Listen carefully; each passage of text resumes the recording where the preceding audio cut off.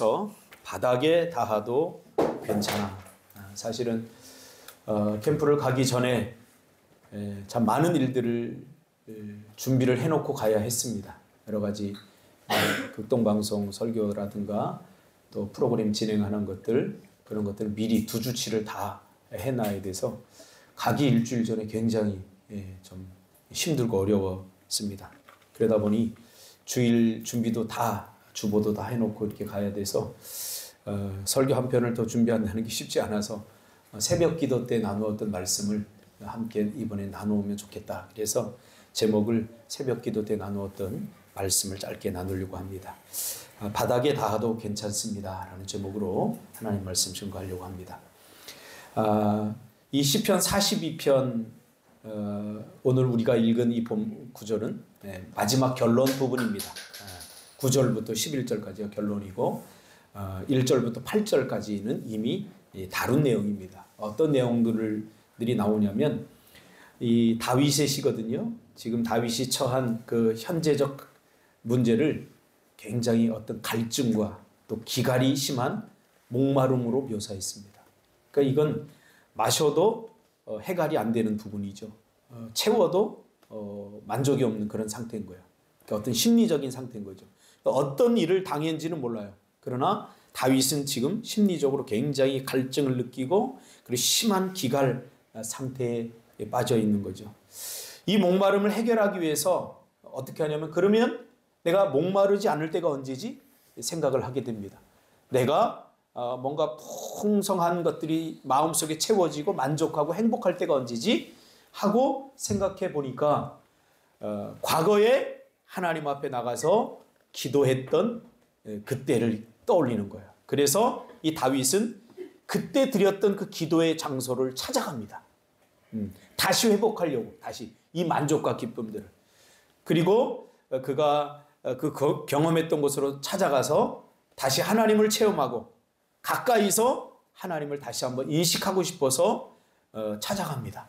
그 장소가 어디냐면 이 시편의 40편에 나오거든요. 지명이 나오는 게 아니라 폭포 소리가 들리는 산 깊은 곳인데 바다가 보이는 그런 곳이에요. 그런 곳. 근데 그곳에 갔더니 하나님을 인식하고 그가 행복하고 만족했던 그 기도의 장소였는데, 과거에는 이제는 그 폭포 소리가 들려오는데 막 마음을 두렵게 해요. 그리고 바다에서 막 파도가 막 이렇게 이는데 그 파도가 만들어내는 그 위압감 때문에 완전히 오히려 마음이 바닥 상태, 완전히 불안과 두려움의 바닥 상태로 떨어져 버립니다. 그리고 오늘 이제 이 결론이 이 부분이에요. 우리가 한 번쯤은 읽어봤을 존 버년이 쓴 철로 역정이라고 하는 책이 있는데, 거기에 보면 크리스찬이 물에 들어가자마자 가라앉기 시작하는 에피소드가 소개됩니다. 크리스찬이 계속 신앙의 여정을 걷다가 이제 물에 들어가는데 떠야 되는데 계속 가라앉아 버려요. 가라앉으니까 어때요? 점점 불안과 공포에 사로잡힙니다. 이 크리스찬이. 계속 가라앉자 이제 이 크리스찬이 그의 친구 소망이를 부릅니다. 소망아, 나 좀 살려줘. 내가 지금 막 가라앉고 있어. 그러면서 소망이를 부릅니다.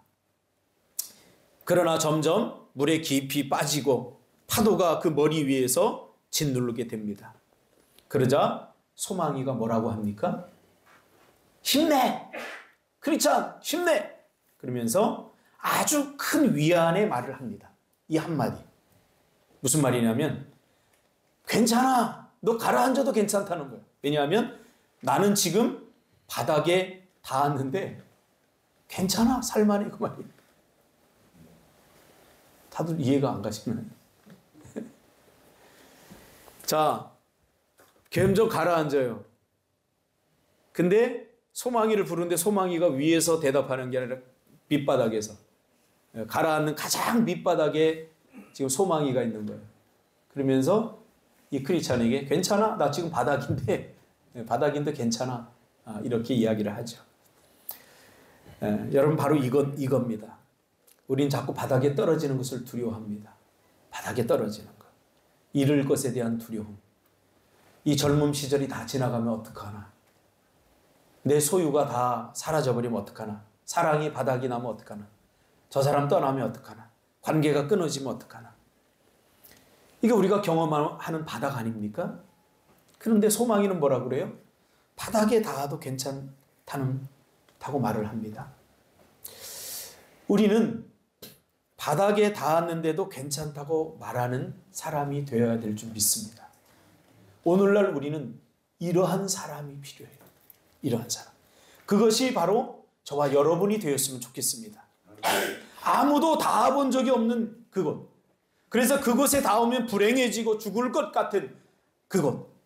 그래서 아무도 그것을 가려하지 않는, 모두가 두려워하고 불안해하는 그 나라.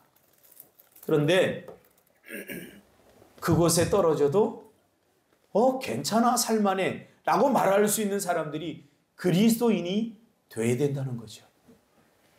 모든 것을 다 잃었는데, 야, 괜찮아, 나 잃었는데도 이렇게 살고 있잖아. 그렇죠?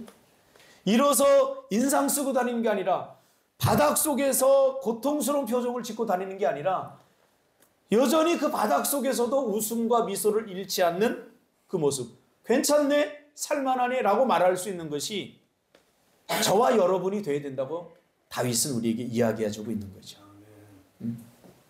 그 바닥에서 경험하는 은혜가 있기 때문에.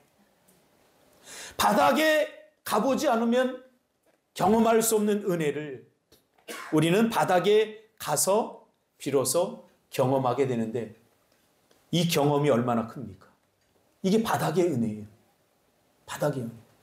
꼭 많은 것을 소유하고 어떤 것이 이루어지고 그것만 하나님의 은혜가 아니라, 모든 것을 잃고 내 뜻대로 잘 안 되는 그 바닥에서 경험하는 은혜는 풍성한 것들을 누리면서 겪는 은혜와 비교할 수 없는 큰 기쁨과 소망이 있다는 거예요. 이게 소망이에요. 제가 제 시에도 오늘 썼는데, 제가 한라산에 가서 내려오다가 쓴 시예요. 한라산에 이렇게 내려오다 보면 얼음이 얼어서 그 밑에 송사리떼가 있고, 그 송사리떼를 유용하는 그것을 제가 보면서, 저들이 갇혀 있는데 어때요? 결코 그들은 불행하지 않아요. 얼음 안에 갇혀 있으면서도 불행하지 않아요. 지들끼리 얼마나 활력 있게 막 돌아다니는지. 그래서 희망은 그렇게 차가운 얼음 안에서 흐르는 것이다 라고 하나님이 저에게 말씀해 주시는 것 같아요. 희망이 필요한 사람이 누굽니까? 얼음 안에 갇힌 송사리떼가 희망이 필요한 거야. 야, 이 얼음이 녹으면 봄이 오는구나.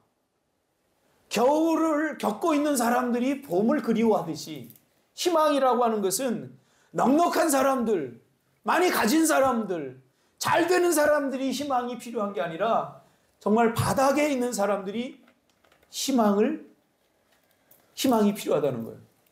그러니까 누가, 하나님 입장에서 보면 누가 불행한 사람이고 누가 행복한 사람이냐? 우리 사람들이 볼 때는 겨울 같은 삶을 사는 사람들이 불행해 보이지만, 중요한 것은 그 환경이 아니라는 거예요. 우리 안에 뭐가 있느냐? 희망을 꿈꾸고 있다면 그 사람이 행복한 사람이라는 거예요. 희망. 저는 우리 아이들을 이 캠프를 하며 사실 되게 힘들어요. 마지막 날이라고 1시 30분에 기어들어오는 거예요, 애들이. 그리고 이제 방을 이렇게 배정을 하다 보니까 어떻게 조금 미스가 나가지고 방이 이제 2개. 그래서 애들이 이제 방 하나씩 줘야 되는데, 그래서 난 잠을 잘 자야 되니까 내가 방을 하나 쓸까? 그리고 애들한테 너희들 한 방에서 같이 잘래? 그러니까 찬성하는 사람은 내 친구 인이밖에 없어요. 네, 괜찮아요. 그랬는데 나머지 3 새끼가 인상을 딱 쓰고. 그래서 그래, 니네들 방 써. 그리고 5박 6일 동안 소파에서 잤어요. 참 힘들어요.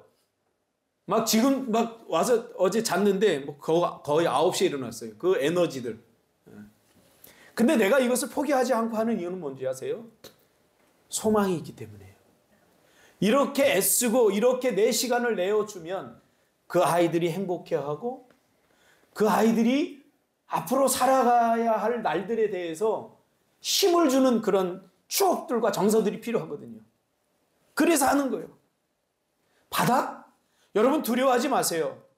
그 바닥에서 경험하는 은혜가 있어요. 끝에서 경험하는 은혜 분명히 있다는 거예요. 십자가는 바로 바닥의 은혜입니다. 예수님의 왜 하늘에서 이 땅에 내려와서 바닥에서, 그것도 인간의 최고의 바닥 십자가를 지셨을까요?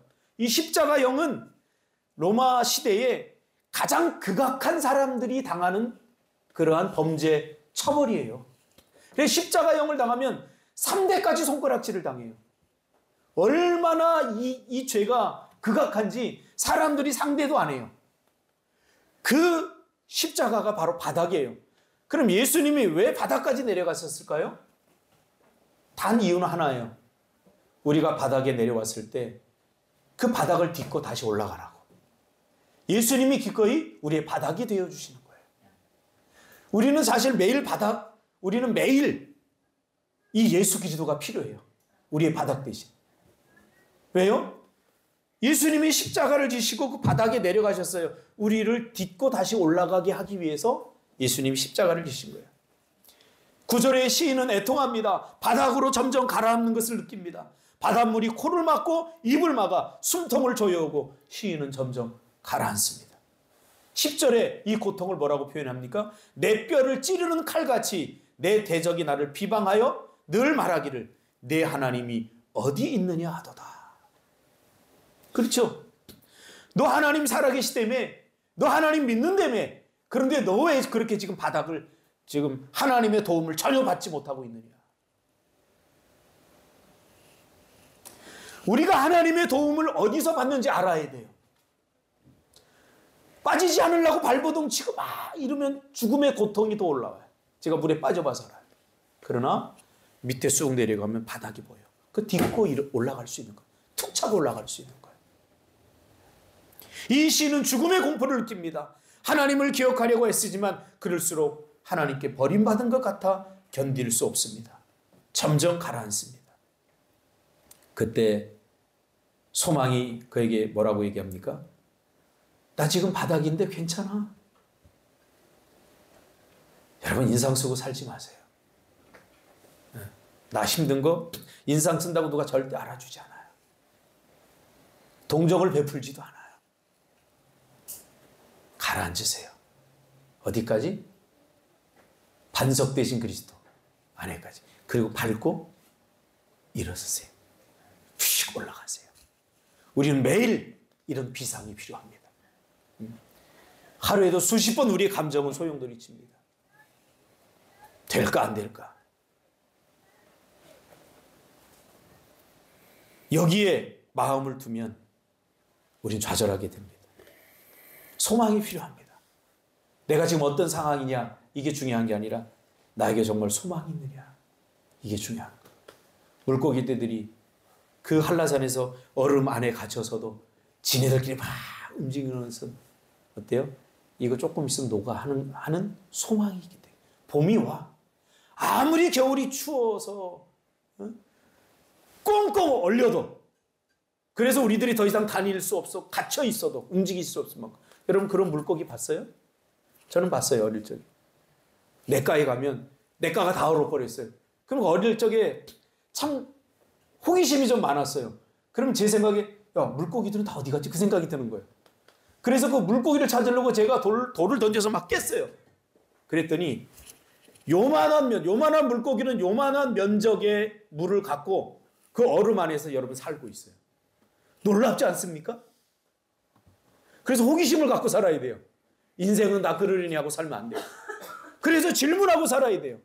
물고기들은 다 어디 갔지? 깨보니까 요만한 물고기가 그 안에 갇혀서 얼음들이 다 포위했는데도 꼬리치고 그 물고기의 온도로 거기는 얼지 않았더라고요. 왜냐하면 물고기가 계속 움직이니까 얼지 않은 거예요. 그 물을.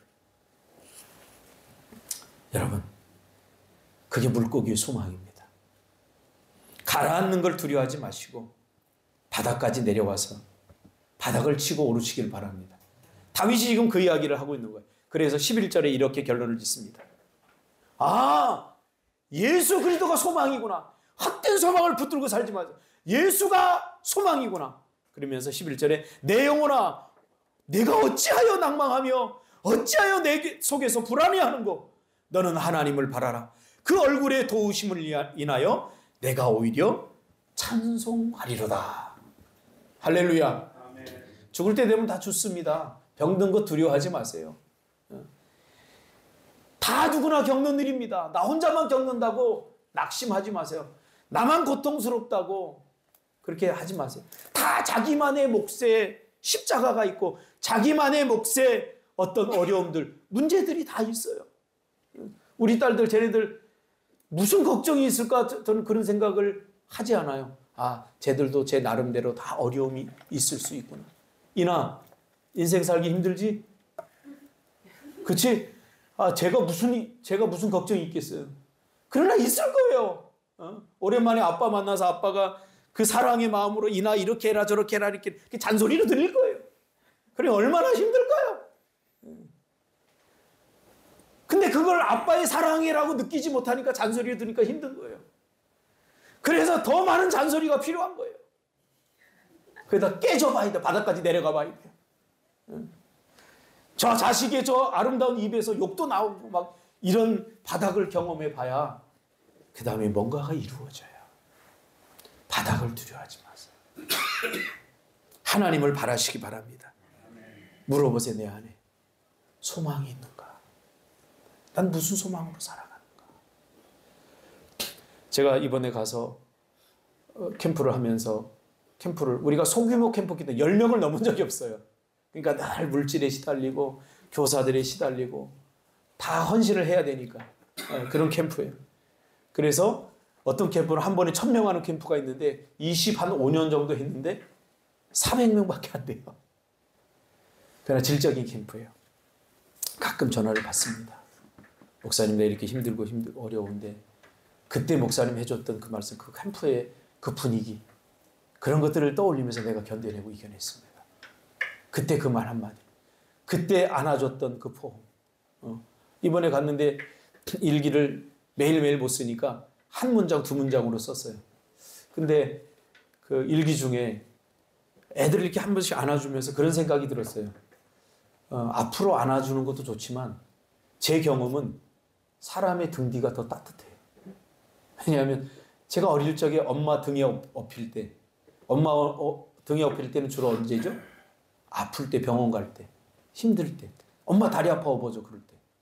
저는 엄마 등에 이렇게 업혀서 얼마나 따뜻한지 몰라요. 편안하고 안전하고. 그러면서 사람은 앞이 따뜻한 인생이 아니라 등 뒤가 따뜻한 인생이 돼야 되는구나. 좀 업어주세요. 업어주고 사세요. 사람들을 앞에서만 안아주지 말고 좀 힘들면 업어주기도 해야 돼요. 그렇죠? 그러다 보니까 휠체어를 미는 어떤 공무원이 보이더라고요. 얘네들 가서요. 다음에는 이제 스타디 투어를 가려고 그래요. 얼마나 학구열들이 높든지 박물관에 갔는데 우리는 배고파서 죽겠는데 희수 배에서 꼬르륵 소리 나고 경원이는 막 운전하라고 지쳐서 막 쟤네들은 2시간 반 동안 그 박물관에 가가지고 막 보고 하나에서 10까지 다 이거 멘트 써주고 수연이가 야 수연아 이제 가자 이 정도 봤으면 그러니까 왜요? 나 아직 못 봤는데요. 왜 이렇게 빨리 가요? 얼마나 열심히 그걸 하든지 이 정서가 다 좋은 거예요. 애들이. 그런 걸 보면서 거기 갔는데 공무원이 휠체어를 이렇게 밀어주더라고요. 근데 그 모습이 너무 감동적으로 사람이 앞에서 끄는 것보다 등 뒤에서 밀어주는 게 더 성숙한 거구나. 앞에서 끌어주면 어때요? 빨리 와 이 새끼야 그러잖아. 빨리 와. 근데 등 뒤에서는 천천히 가는 거예요. 보이지 않지만. 이 사람의 생각과 감정을 읽어야 되고 여기서 멈추면 자기가 다 봤다고 가는 게 아니에요. 이 사람 다 그 공무원을 제가 봤어요. 딱 보니까 어느 정도 봤다 생각하면 또 가더라고요. 그래서 막 이야기하면서 가더라고요. 그걸 보면서 참 우리가 앞에서만 보지 말고 등 뒤가 따뜻한 사람이 되겠구나. 한번 만져보세요. 옆 사람 등. 따뜻한가요? 네, 등 뒤가 좀 따뜻해야 돼. 기도하겠습니다. 주님.